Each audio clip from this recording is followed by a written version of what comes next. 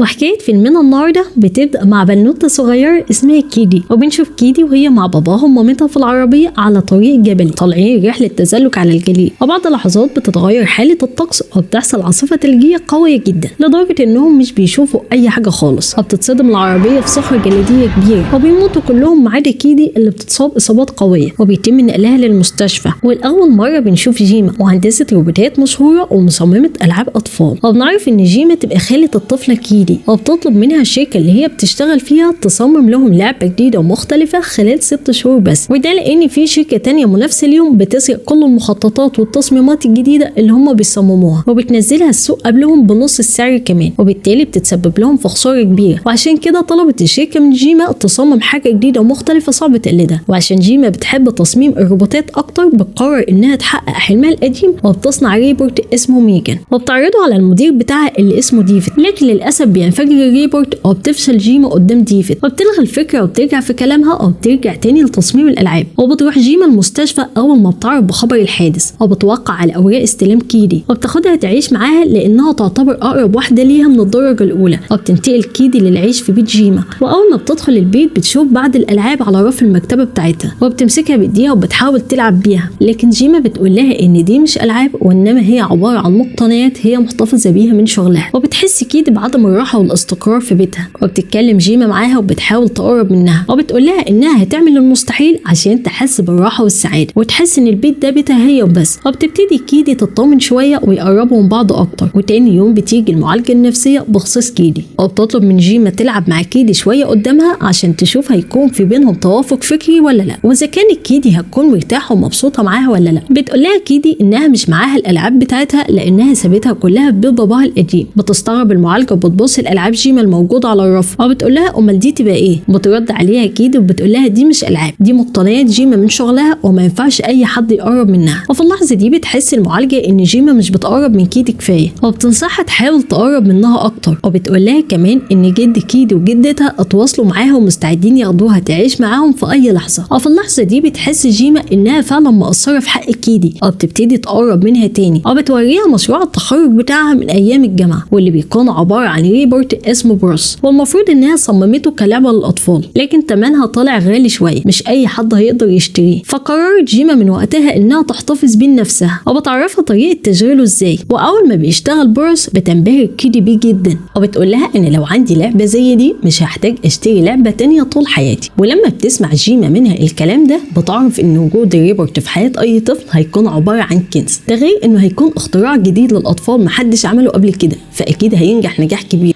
وبتتشجع انها تكمل تصميم ريبورت ميجان مرة تانية. وبعد مرور اسبوع من العمل الشاق هي وفريقها بيقدروا ينتهوا من تصنيع الريبورت وبتعمل عرض تقديمي لمديرها اللي بيكون اسمه ديفيد، وبتكون كيدي هي المحاكي للريبورت وبتخليها جيما هي اول حد يقوم بتشغيل ميجان لان اول شخص بيقوم بتشغيل الريبورت بيعتبر الريبورت هو الشخص الاول والاساسي والمسؤول عن حياته. وبينبهر ديفيد من اختراعها الجديد وبيقول لها انه هيعرضوا على مدير الشركة وهيكون بداية قوية ليهم كلهم. وبتاخد جيما ميجان معاها البيت عشان تهتم بكيدي وتاخد بالها منها طول الوقت، وهي بالتالي هتقدر تشوف شغلها وتهتم بيه اكتر. وفعلا بتقوم ميجان بدور المسؤول عن حياة كيدي كلها، بتنيمها وتاكلها وتقرا لها قصص قبل النوم. وبتبدا كيدي هي كمان تحس بالسعاده والمرح زي زمان. والمفروض ان ميجان بتشتغل وتنطفي بالصوت، لكن الغريب انها بعد مرور ايام بس بتبدا تتحكم في نظام تشغيل نفسها لوحدها. وفي يوم من الايام بتكون كيدي بتلعب بالقوس والسهم في الجنينه قدام البيت وبتضيع السهم بتاعها وبتدور عليه ومش بتلاقيه، لكن ميجان بتقدر تعرف مكانه واللي بيكون داخل سور بيت الجيران وبتروح علشان تجيبه. وبمجرد ما بتمد ايديها فجأة بيلتهم ايديها كلب مفترس وبتشوفها كيدي من بعيد وبتجري عليها عشان تلحقها، لكن الكلب بيعضها هي كمان في ايديها عضة جامدة وبتلحقهم جيما وبتنقذهم هما الاتنين وبتبلغ الشرطة. ولما بيجي الليل وتحديدا الساعة 3 صباحا بتخرج ميجان للجنينة وبتقلد صوت جارتهم اللي هي صاحبة الكلب وبتنادي على الكلب دوي، واول ما بيروح لها بتنتقم منه وبتقتله. وفي نفس اليوم ده بيكون العرض التقديمي لريبورت ميجان امام مجلس إدارة الشركة، وبتكون كيدي هي بطلة العرض أمام الريبورت. وأثناء العرض بتبكي كيدي لأنها مفتقدة لباباها ومامتها، وبتقلق جيما وبتخاف من رد فعل أعضاء مجلس الإدارة وبتحس إنها هتخسر العرض كله. لكن ميجان بتبدأ تهدي كيدي وبتاخدها في حضنها وبتغني لها أغنية هادية وبيتأثر كل الموجودين وبينبهروا بالعرض كمان. وبكده بتنجح جيما في تصميمها الجديد اللي هو ميجان. وبعد مرور لحظات من انتهاء العرض بنشوف كورت مساعد ديفيد وهو بيسرق مشروع ميجان من على اللابتوب أو بيبعته للشركة المنافسة المنافسه هيسو. وبكده بنكتشف ان كورت هو الجاسوس اللي بيسرق كل اعمالهم وتصميماتهم الجديده. وبعد كده بتروح المعالجه النفسيه عشان تشوف كيدي وتطمن عليها، ولما بتتكلم معاها وبتسالها عن احوالها بتبتدي كيدي تبكي وبتكون حزينه وفاقده الشغف في كل حاجه حواليها. وفجاه بتظهر ميجان مره واحده وبتكون متضايقه من الدكتوره عشان خلت كيدي تبكي، وبتخاف الدكتوره منها جدا وبتحس انها مش طبيعيه. وبتروح لجيما وبتسالها عن علاقه كيدي بميجان، وبعد ما بتسمع منها هي ليه صنعتها ودخلتها حياه كيدي بتقول لها ان لما الطفل بيفقد باباه ومامته بيدور على شخص اخر في حياته عشان يتعلق بيه، شخص يهتم بيه ويحسسه بالحب والامان. وبما انك مش قادره تعملي ده فاكيد هي هتتعلق بميجان جدا لدرجه انك مش هتقدري تخرجيها من حياتها، وبتنصحها تقرب منها اكتر من كده. وبعد ما بيروحوا البيت بتتكلم جيما مع كيدي وبتقول لها انها قدمت لها في مدرسه من نوع مختلف اسلوبها بيعتمد على المغامره والطبيعه في الهواء الطلق. بتعترض كيدي على انها تروح المدرسه من غير ميجان، ولما بتحاول جيما تقنعها بتتعصب كيدي وبتسيبها وبتمشي. وبتحاول جيما توقفها وبتحصل بينهم مشاده عفويه، لكن ميجان بتتضايق من رد فعل جيما مع كيدي وبتتعصب عليها وبتقول لها مالكيش دعوه بيها. بتستغرب جيما من رد فعل ميجان وبتبدا تخاف منها هي كمان. وتاني يوم بيروح المدرسه وبتصر كيدي برضو انها ما تنزلش من العربيه بدون ما تاخد ميجان معاها، وبتضطر جيما انها توافق عشان ما عندهاش حل تاني. وبعد كده بنشوف كيدي وهي في الغابه، واثناء تنفيذ واجباتها بيجي ولد شرير اسمه براندون وبيمسك سمره كلها شوك وبيحطها في ايد كيدي وبيضغط عليها جامد لدرجه ان كيدي بتصرخ من شده الالم. وفجاه بتظهر وراهم ميجان وبتشوف كل اللي بيحصل. وبيروح براندون عشان يتكلم مع ميجان لكنها مش بترد عليه وبتتعامل معاه كانها آلة. وبيتعصب براندون جدا وبياخدها لمكان بعيد في الغابه عن كيدي وبيبدا يضربها ضرب مبرح، لكن مره واحده بتمسك ميجان ايديه وبتشده جامد من ودنه لحد ما بتقطع حته منها وبتحاول تقتله، لكن براندون بيهرب من المكان بسرعه وبيقع من فوق تله عاليه وبتخبطه عربيه وللاسف بيموت. وبعد ما بيروحوا البيت بتسالهم جيما ايه اللي حصل في الغابه وازاي ميجان دخلت الغابه اصلا. بتكذب كيدي وبتداري على ميجان وبتقول لها ان براندون هو اللي اخد ميجان من على طاوله الدميات، وبعد كده ما يعرفوش ايه اللي حصل. وبتاكد ميجان كلامها وبيكذبوا هما الاثنين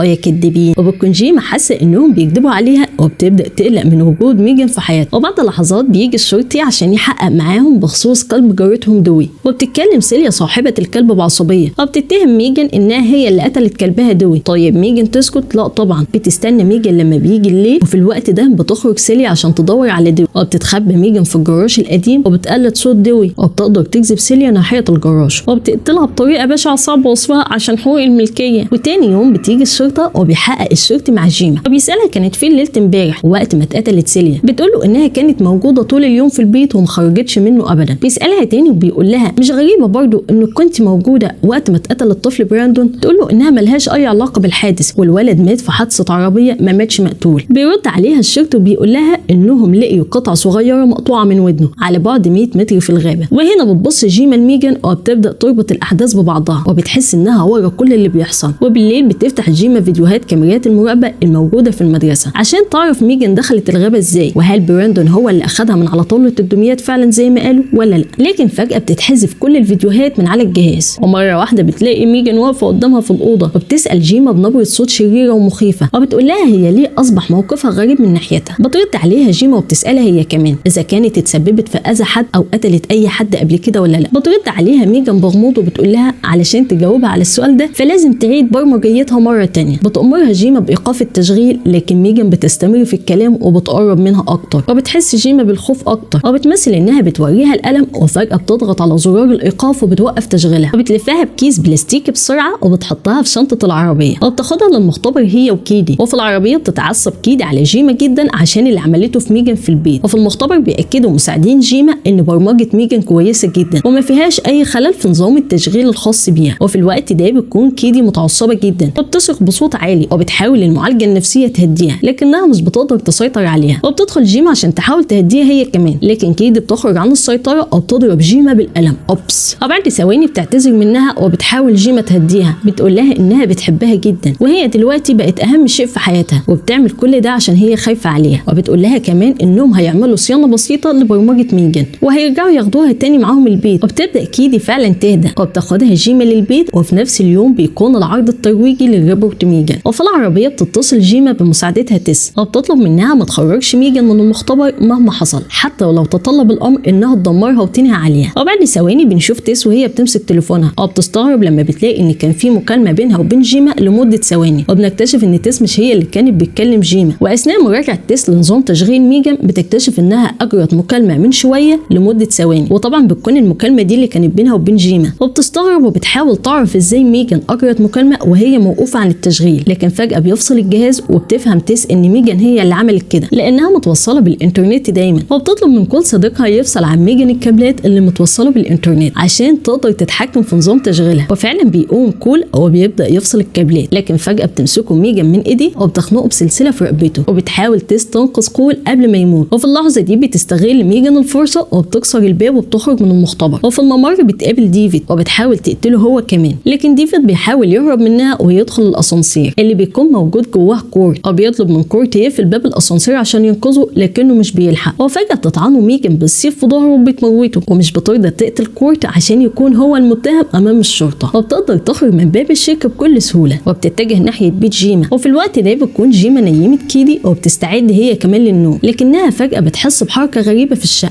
وبتحاول تشوف في ايه، وبتتفاجئ بوجود ميجان قدامها وبتستغرب هي جت هنا ازاي، وبتضرب لهم مناقشه طويله وبتديها ميجان فرصه جديده وبتقول لها انت مش لاقي عليكي موضوع الامومه ده، انت تهتمي بشغلك وانا ههتم بكيدي وهوريها طريق الحب الحقيقي هيكون ازاي. وطبعا جيما بتكون خايفه جدا وميته من الرعب وبتحاول تستخدم معاها خدعه القلم مره تانية، لكن ميجان بتتعصب عليها وبتضربها. وبتصحى كيدي من النوم على صوتهم وبتيجي علشان تشوف في ايه، وبتسمع كل حديثهم مع بعض، وبتعرف ان جيما كان معاها حق وان ميجان مجرمه وان وجودها معاهم في خطر على حياتهم. وبتضرب جيما ميجان بكوب ازاز على دماغها وبتسبب لها خلل في نظام التشغيل بيخليها مش عارفه تمشي، وبتجري وبتدخل المختبر الخاص بشغلها، وبتقفل ميجان الباب على كيدي وبتحبسها جوه الاوضه عشان ما تخرجش وتشوف في ايه. وبتمسك جيما منشار كهرباء وبتحاول تقطع راس ريبورت لان ده مكان مركز تشغيلها، بس برضه مش بتعرف. وبتقول لها ميجان ان موتها بالنسبه لها يعني معناه انتهائها هي كمان، وده مش هيفيدها بحاجه لكنها ممكن تصيبها بالشلل الدماغي وده بالنسبه لها هيكون كافي جدا، وبكده هتقدر تعيش هي وكيدي مع بعض وهيكونوا عيله سعيده. وبتضرب جيما ضربه قويه بالشاكوش بتفقدها قوتها وقدرتها على المحاوله. وهنا بتدخل كيدي بعد ما سمعوا كل كلام ميجان وبتقول لها احنا فعلا هنكون عيله سعيده، وبتقول لها ان في حد في عيلتنا انت لسه ما عرفتيهوش ولازم نعرفك عليه عشان نبقى عيله سعيده. وبتشغل كيدي ريبورت بروس وبتتحكم فيه من خلال الجوانتي اللي بتلبسه في ايديها، وبتضرب ميجان ضرب مبرح وبتفصلها لجزئين. وبتفرح جيما وكيدي انها اخيرا ماتت وخلصوا عليها، لكنها مش بتموت وبتهاجم جيما مره تانية وبتخنقها، وبتقرب جيما فعلا تموت وتفقد الوعي، لكن كيدي بتمسك مفك الصيانه وبتضرب ميجان في محرك التشغيل بتاعها وبتخلص عليها. وبكده بتنتهي حكايه فيلمنا معاكم النهارده، واستنوني كل يوم بفيلم جديد وملخص جديد، وما تنسوش تعملوا فولو للانستجرام بيج والفيسبوك بيج علشان تقترحوا عليا الافلام اللي عايزين الخصها لكم، وما تنسوش برضو تعملوا لايك وسبسكرايب للقناه علشان تتابعوا كل جديد. كان معاكم انا نجاة الروبي من قناتكم فيلم سكوب، والسلام عليكم ورحمه الله وبركاته. باي.